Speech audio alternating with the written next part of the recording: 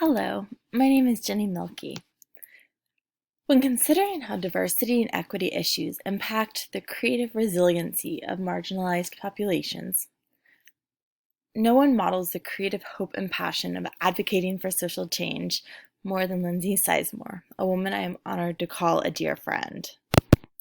At 32 years of age, Lindsey describes herself as a dreamer, an athlete, and a writer, both super loyal and super stubborn.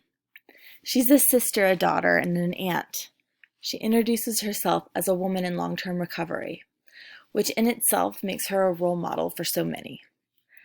The letters behind her name tell us that she's a certified peer specialist, a certified addiction recovery empowerment specialist, and now the director of Georgia's Forensic Peer Mentor Training Program. Pretty impressive, yes?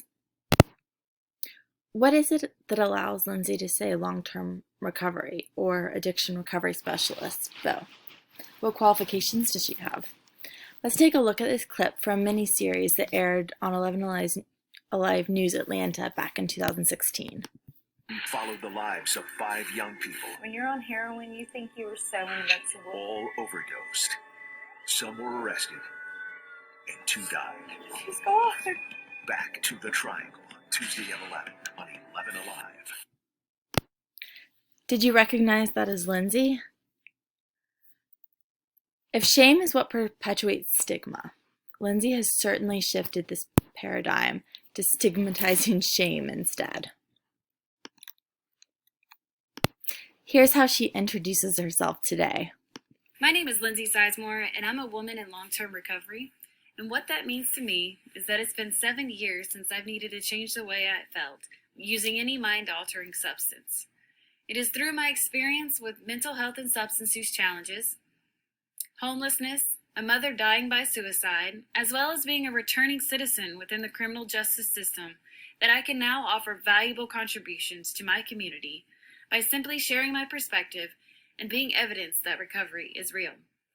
The connection to recovery and the empowerment found through the Forensic Peer Mentoring Program helped interrupt the story that I was telling myself. It was when I realized that I was not alone that I created a new vision for myself. It was a vision that was bigger than my circumstances. Having consistent support, talking to me like a human being, and being taught how to focus on what is right, I began to feed the person that I was becoming, not the person I used to be. I went from never communicating my emotions to sharing my whole heart with random strangers. From feeling like I had no voice to standing on the steps of the state capitol, delivering a speech to hundreds of people.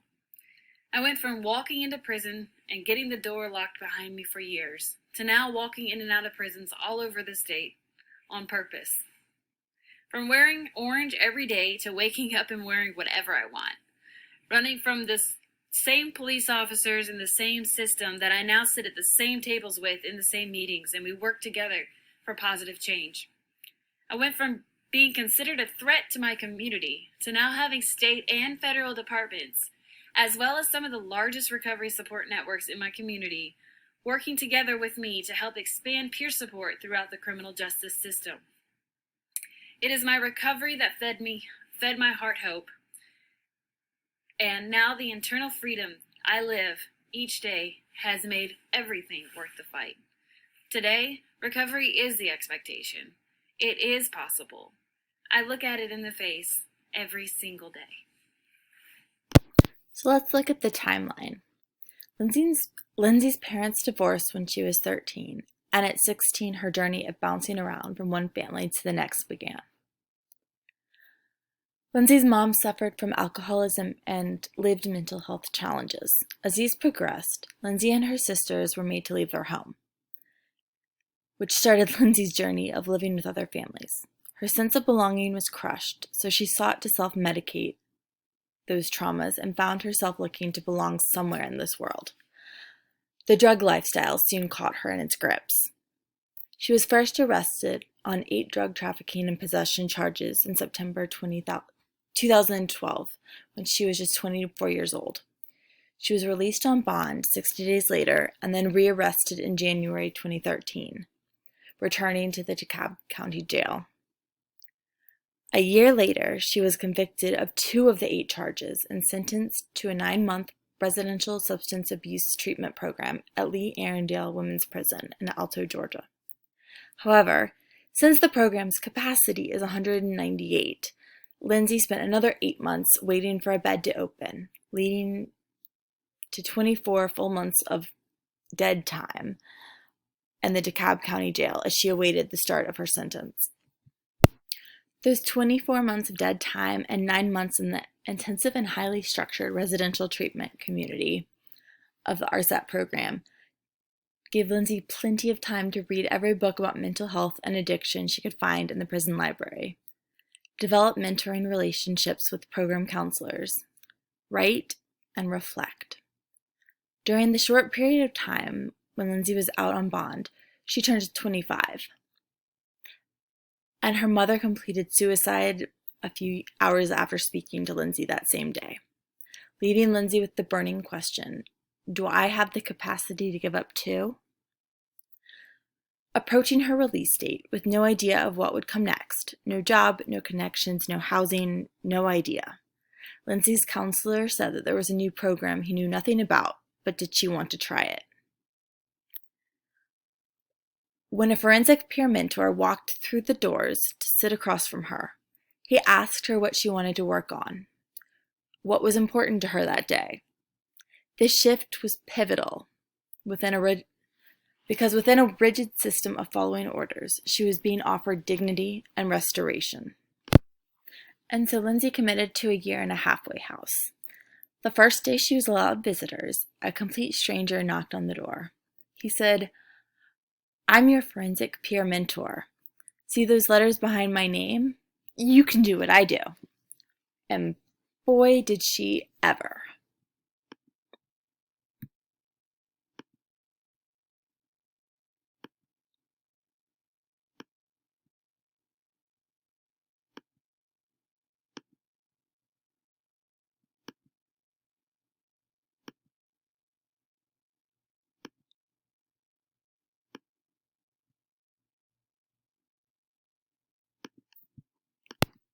In fact, she took it to heart so much so that one of the CARES trainers, who was also a legal expert on recidivism, wrote to Lindsey's judge to advocate for early termination of her sentence. When the judge refused, Lindsey shifted her perspective to, my story turned to look at everything I can do while on probation. I'm the author of my own life. My recovery isn't about me anymore. It's about the story I'm going to tell. This time frame included Lindsey attending her 10th high school reunion, unashamed to talk about having found a purpose in life, a purpose that she found from being a person with lived experience in the criminal justice system. A mere 2 days after she graduated from her 1 year at the halfway house, she started her new job at the Georgia Mental Health Consumer Network. She had been hired to work for the Respect Institute of Georgia program, which offers free 3.5-day trainings around the state to empower individuals to learn how to tell their own stories of recovery. The founding philosophy of Respect is that if those of us with lived experiences hide behind shame, we are perpetuating our own stigma. It was when I had been invited to share my own Respect story to the board of a community mental health organization that I first met Lindsey.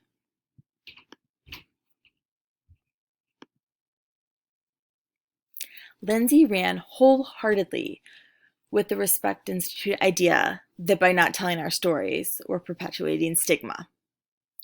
Working with representatives from the Georgia Mental Health Consumer Network, the Department of Behavioral Health and Developmental Disabilities, the Department of Corrections, the Department of Community Supervision, the Department of Pardons and Parole, and many other organizations, many of whom played a role in decisions during her own lived experience in the criminal justice system.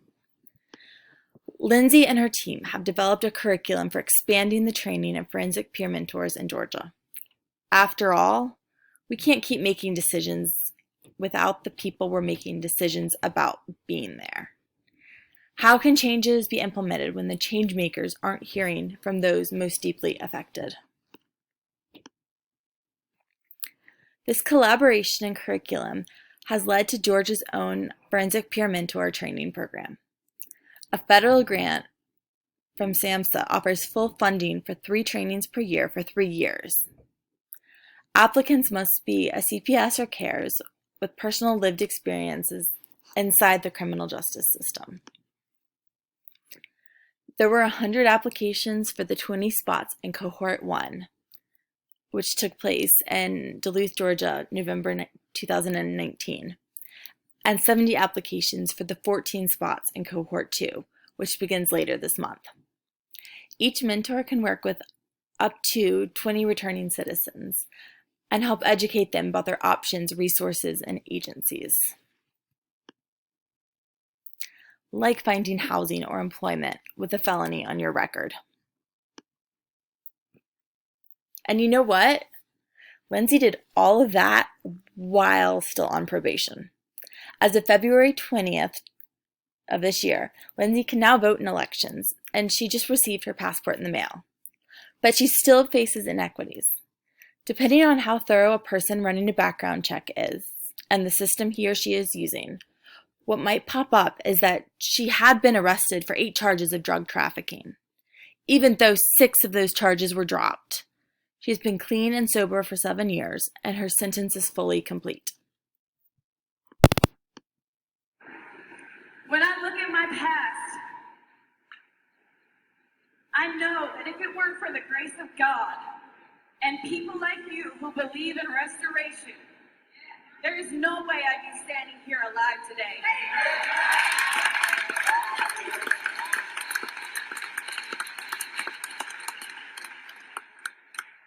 So let it be known that my story is not a story of pain or of suffering. My story is a story of beauty, of the hope and transformation that is found in recovery. Wow.